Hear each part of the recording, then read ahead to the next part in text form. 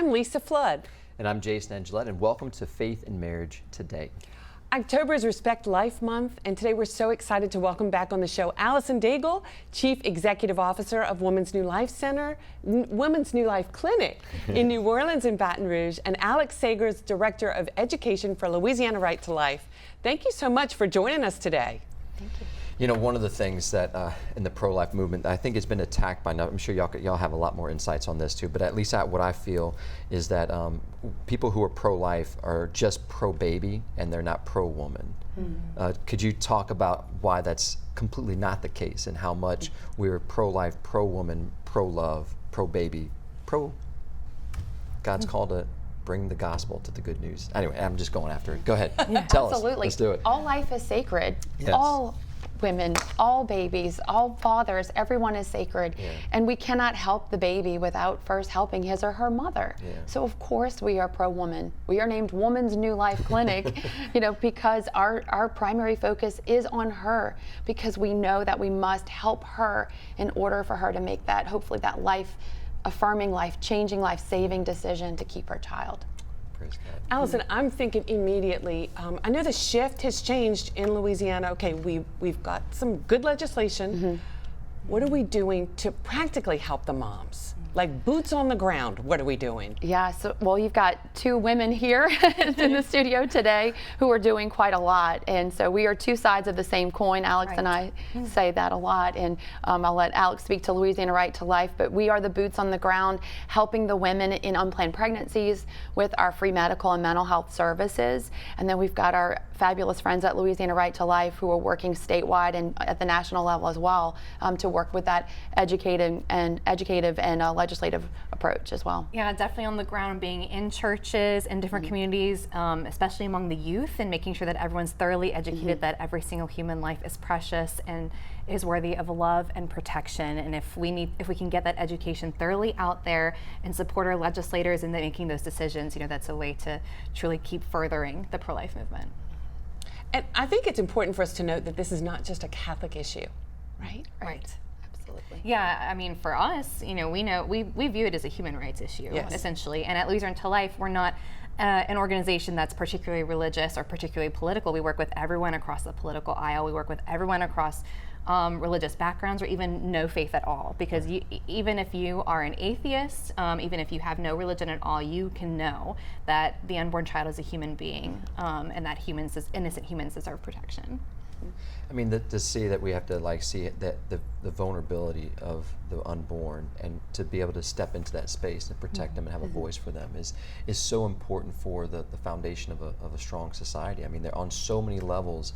It just doesn't make sense for us to not want to step into that space. What are some of the challenges that you feel like are still going on right now when it comes to people's mindsets, or maybe I feel like there's so much fear that's driving people's decisions to think that we need to have abortion for whatever reason? Well, for 50 years, we've had legal abortion on demand. For 50 years, federally, abortion has been legal through all 9 months of pregnancy, even though that's been different for every state. And so this past year has been very tenuous because with such an extreme change overnight with the overturn of Roe v. Wade, of course, you're going to have such an extreme reaction. Yes. And for those 50 years, abortion has been a right, has been health care, has been freedom, has been liberation for women. And for a lot of people, they feel like the rug is being pulled out underneath a women's rights movement, overnight. So of course, there's a lot of heated discussions, a lot of debate. People are kind of going back into themselves and being like, okay, is this actually what I believe? Am I aligning myself with such extremity? So that's been very interesting. Well, let's speak on that because I heard Steve Scalise just recently at the little lunch that y'all had recently to announce the Proudly Pro-Life dinner that y'all are going to have soon. I'd love to talk about that. Yeah. But he was just saying, a lot of his colleagues, congressmen who are pro-life and they've been always pro-life, and all of a sudden now Roe versus Wade has been overturned. There's this fear that it's not as exciting to be pro-life anymore because everybody's now somehow against it. I don't know, and then now they're afraid to hold that line that they've always held. So So there was a report that y'all talked about what there was before what Roe versus Wade 2018 was it? They had a 67% that was identified as pro-life, and then all of a sudden recently a poll was done. This is after Roe versus Wade was overturned, and I think 44% in the United States, or not in Louisiana, is pro-life. Yeah, even upwards of 70% people identifying as pro-life before Roe v. Wade was overturned. Now, with the polls happening within this past year, what's been interesting is the poll answers have been driven by a lot of misinformation. I was just going to say that. Yes. Right. Now, in the Advocate, because so many polls have been done, we're like, okay, we really need to, look at these numbers and really analyze them and see that the numbers are going down and see that education is needed, now more than ever. It's also important to note that the Advocate, that one of their questions, their question was basically worded like, or their statement was, Louisiana law, it makes all abortions illegal except for the life of the mother. Yeah. We know that society this entire year has been very confused about miscarriage management, ectopic pregnancy, and in fact we do have an exception on the books, a medical futility exception, which Louisiana Right is against. However, it is still a legal exception, so that statement was completely inaccurate. And some people are looking at that at being like, oh wow, this this extreme thing that interferes with women's health care and these issues that I don't know where I stand. Of course I want the law to change. Right. Of course I don't identify with that. And so that's a main reason you're seeing the poll number is kind of down too, which is going to be a bad effect overall anyway. So we need to, keep educating and clarifying. So you're working on education. In addition to us educating ourselves, I know Louisiana Right to Life has a lot of information for us. What is the next step? Okay, you get the information, you start to learn the truth. What do you do next? The important thing is talking about it publicly and having people know that you understand that you're not an extreme person who's just out there to take rights away from women. You understand that abortion is the is the killing of an innocent human child, and we need to protect the mother in these situations that our Louisiana laws protect both mom and baby, and it's very clearly stated out. So like we have this website, postrofacts.com, where we break down the law in different sections. People can actually see, oh, I have a question about miscarriage. Let me go see how that exactly is in the law. We need to get that information out there. So once people receive that education, they need to be putting it out there. And going back to the basics, not only the law, but abortion itself. We have an abortion pill crisis right now. I know we might end up talking about that. Obviously, we have pregnancy centers all over our state who are there helping moms and babies. We can't forget that a lot of people just don't know this information and that it needs to go out. Well, let's talk about that. So speak on what legally, how strong pro-life state of Louisiana is, and where you see right now the battle being as far as like trying to protect life now that Roe versus Wade is overturned. We do have a lot of strong legislation. Where are we with all this? So Louisiana is definitely strongly pro-life. I mean, this past legislative session attested to a lot of that. There's a lot of conversation leading up to it about, okay, like the confusion that we were talking about, exceptions for rape and incest. So there was a lot of debate in the public and among legislators about changing different things and opening doors to, let's open doors to at least some more abortions. They really kept firm on that, and they held the line, and the public held the line in keeping them accountable. They were still listening to us, which is great. So I think that's attesting to how strong Louisiana is. However, elections are happening this fall, right? We're going to have a whole new set of legislators, and it only takes one legislative session to make abortion legal again in Louisiana. I don't think we realize how sensitive that is. So it's still going to take a lot of work in electing pro-life candidates, a lot of work in the public continuing to call their legislators and holding them accountable this coming legislative session. Well, praise God. So there's a lot of confusion out there, and that's why, again, your role to be able to bring that education. And so if you go to the website, I'm assuming, right, all the different like kind of hot topics, all the little talking sound bites that people have gotten confused by, y'all kind of unpack that and bring the truth, right? Yes, yes. I'm thinking like you're at a dinner party or you're at the soccer field with your kids and somebody says something.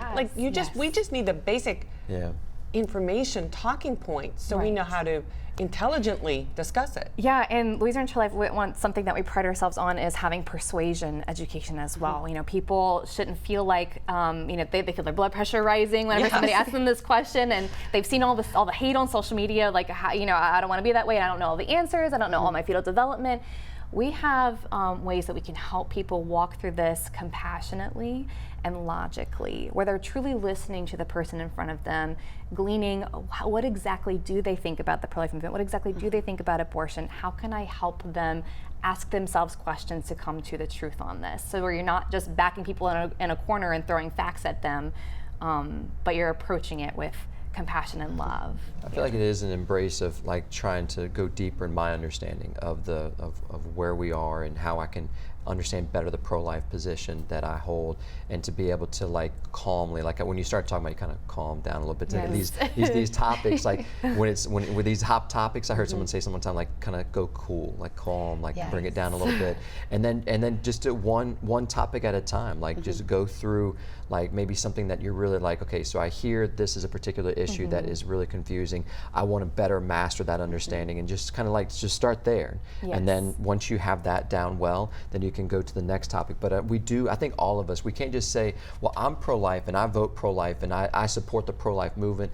I need to also go deeper and kind of really be more part of, not just say like, here's my money, which is great. I'm sure y'all need money to do what you're doing, but I want to be on the team. Right. Well, we can't, Allison and I can't be everywhere. People need to be in their churches doing things to help moms and talking about it. I love that you said doing things to help moms, because it's not enough to say no abortion. We have to say, we're here to help you. Allison, speak to what you're doing with your work. And speaking, you know, with all of the misinformation that's out there, just as much information is being given to women. They are so misinformed about the realities of the abortion pill, the different types of abortion that's available, the legalities of it. We are following so many folks on social media that are telling women how to get the pill illegally and telling her she'll be criminalized, which is not the truth. Our laws protect women, but they're telling women, if you are having heavy bleeding, don't go to the emergency room. If you do, don't tell them you took the pill. This is information that any medical provider needs to have. They want to know, did you take Tylenol today? What supplements are you on? We want to know that. So to tell a woman that she should be fearful for her own safety and things, that's just perpetuating so much of that misinformation for women. So at Women's New Life Clinic, all of the services that we offer are to empower her, to inform her of all of her pregnancy options, what each of them entails and involves, and then how we can help her. So we offer free pregnancy tests and free ultrasounds, but we also employ professional counselors, because this isn't just about the needs for, you know, finding out if she's pregnant, how far along is she, what are the different types of abortion she's considering. But she's in a state of crisis. And we know that folks in the abortion industry are preying upon that vulnerability there. And so there's always a lack of financial or emotional support. There is something in her life that's driving her to consider an abortion. And nobody should ever make a permanent decision in a state of fear or crisis. Yeah, I heard it said abortion is a permanent decision for a temporary situation. And it's like, and again, preying on that fear is so sad, because like there are resources, there is help. You're not alone. And that's what y'all so proudly proclaim to in your witness in the clinics that you serve and the women that you serve, is that you're there for them from the moment that they walk through those doors, however long they need you, that y'all have resources and professional care to take care of them, to walk them through. And then, you know, and you realize that like in these moments, I heard it said too, where like someone was saying like when a woman is like in this unexpected pregnancy, a crisis pregnancy situation, she feels like her leg is in a bear trap. That's right. And she's ready to do anything to get out of that trap. And again, there's this fear, there's this, but we have so many people here to help. Yes, licensed social workers and professional counselors are providing clinical counseling to help her look at a realistic situation and to correct disordered and unrealistic thinking, and really help her, you know, get out of that fog, see the light at the end of the tunnel. We see this every day. Our nurse just shared with me yesterday about a woman who would just received so much love and support from us. And she said, I had no idea you existed. So that's where our viewers can certainly just, again, educate, continue to get the word out, spread the word. And education too, like there's so many people that the studies where people who have had abortion regret their abortion. I was talking to a woman just like last week, and she had, when she was a teenager, she became pregnant, and she was surrounded by love and support, and there was people that helped her work through her situation, and then there was a loving family, a couple who couldn't have children, and her son was adopted in this loving home, and gave just such a great blessing to obviously the life for her son, but then also this family that was longing for that fellowship, that family, that relationship, That's wonderful. Can we talk about the abortion pill? Yes. Yeah. So, especially with everything that she was saying, some pro-life people have to understand that although the abortion clinics, the facilities themselves have been closed in Louisiana, abortion is still happening in our own state. Women aren't just traveling out of state. In fact, it's harder for them to travel out of state in Louisiana because our state is surrounded by states who also don't have abortion facilities open. Right. So the pro-abortion movement has very thoroughly marketed the abortion pill to these women. Over 7,000 women per year in Louisiana were getting abortions every year before Roe v. Wade was overturned.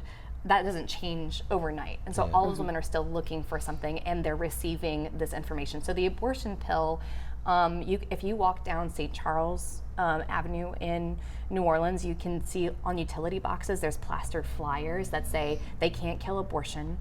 And they talk about the abortion pill. They talk about mifepristone and misoprostol and say that they're safe and effective. You can do them in your own home. You don't have to tell anyone. And they say it's not even distinguishable from miscarriage. And then they give you a QR code. And the QR code goes to this website, PlanCpills.org. PlanCpills.org is a website that has, you can type in your state and it'll show you, okay, here's where you can order abortion pills online, here's where you could go, here's all these different vendors, locally and overseas, and it's pretty terrifying. Allison can speak a lot. She knows a lot, even more about the pill itself. We're not talking about, I want to clarify too, we're not talking about contraception. Right. We're not talking about the morning after pill. We're talking about a pill that women can take up until 10, 13 weeks of pregnancy. And the history of this, the FDA has said that 28 women have died from taking this pill and bleeding out, in their own homes. Women can hemorrhage, they can have all kinds of complications happen. The abortion pill, it's just amazing because they say they're all for women's health care, yet they're saying to these women, go take this dangerous pill. And then don't at home, say that and you then took don't it. say that you took it. That's right. Yes, so these women are left alone, bleeding out in their own home, seeing their child after they pass their child, their 10-week-old, very well-formed first trimester child, and having no medical oversight, no one to turn to. That's right. And there's no accountability for, are they selling these to minors? Are they selling these to abusers or human traffickers? So there's a whole mess happening, and hundreds of those pills are going into our state every week. That flyer that you're talking about, y'all showed it at the dinner, and there's this snake on it with this forked tongue. Right. I'm like, oh my goodness, the image that you chose to kind of we know where it's from. The shape of the uterus was venomous snakes. That's crazy. I know. And Yes. it said they can't kill abortion. It's like, hold on, you are. That's right. That doesn't make. That's like abortion. I don't know what it. That's just, It's just so horrifying because when a woman is able, there's over, I think, 70 or 80 websites where women can obtain the abortion pill by mail or set of pills. It's actually a two-step process, which women are not fully informed of. They're told that it's safer than Tylenol, as Alex said, and so there's no one on the other end of that abortion pill provider. There's no medical oversight whatsoever. Critical pieces of information need to be gathered before a woman goes through this process. Is the pregnancy even viable? We know that a percentage of pregnancies end in miscarriage. Before you go through the trouble of trying to purchase a pill that's illegal in our state, the cost of that, why don't you come in, find out, is there a heartbeat before you go through this? Also, we want to confirm that the pregnancy is actually in her uterus. This is life-threatening to her if it's an ectopic pregnancy. And then also, how far along is she? Over 50% of the clients that come to us are actually wrong about where they think they are in their pregnancy. Wow. They often think they're not as far along as they are. We have seen women who thought they were 6 weeks and were at 20 weeks or more. Oh, wow. Yeah. The FDA only approves the use of the pill up to 10 weeks, And so many women are taking this well beyond, and it becomes not as effective. It just opens up the door for complications. Wow.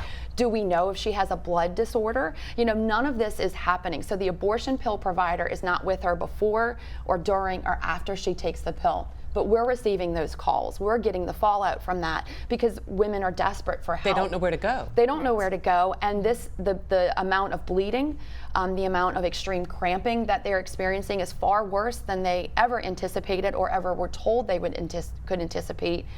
Women have told us this is worse than childbirth, delivering full-term children.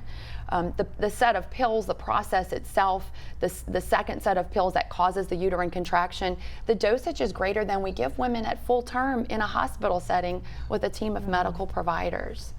It's very scary. It is very scary. Now let's flip to the other side. Let's talk about abortion pill reversal. Yeah, Yes. so many folks don't know that that exists, and we've successfully provided abortion pill reversal for 9 women who went on to have healthy babies. Praise God. Yes, the use of progesterone is the basis of the reversal protocol, and it's been FDA approved for treating miscarriage or women who are threatening to miscarry for decades, for over 50 years. It's the identical protocol. And so it's very safe. It's completely safe for both mother and baby. And it's a beautiful opportunity. It's completely free. At Woman's New Life Clinic, our counselor walks alongside the patient as well as our nurse practitioner. All of it's free. She comes in, gets her weekly ultrasound, her weekly visit with our nurse practitioner to make sure that she's doing well. And it's absolutely incredible. Yet the FDA will not approve its use. The use of the progesterone therapy. So that speaks to where we are, I think, nationally. Yeah, so with all these women who are receiving this information from Plan C pills and these pro-abortion advocates, I mean, they're seeing it on the streets, they're seeing it in public places, they're seeing it online on social media, and that's where we need to be. If they are there, we need to be there even more so. Our voice needs to be louder. Yes, That's right. exactly. If we can inundate all of Louisiana with the resources that the pro-life movement offers, we'd be able to counter that so much more effectively.